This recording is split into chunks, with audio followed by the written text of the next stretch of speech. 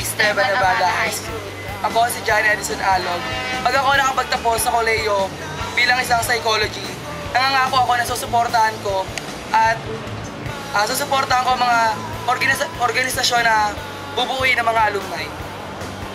Ako nga po pala si Mishna Diaz. Na pag ako ay napagtapos ng koleyo, gagayain ko mama ko para makatulong ako sa Sino ba mama mo? si Rochelle Gato. Ako po si Nicole Celeste. Nangangako po ako na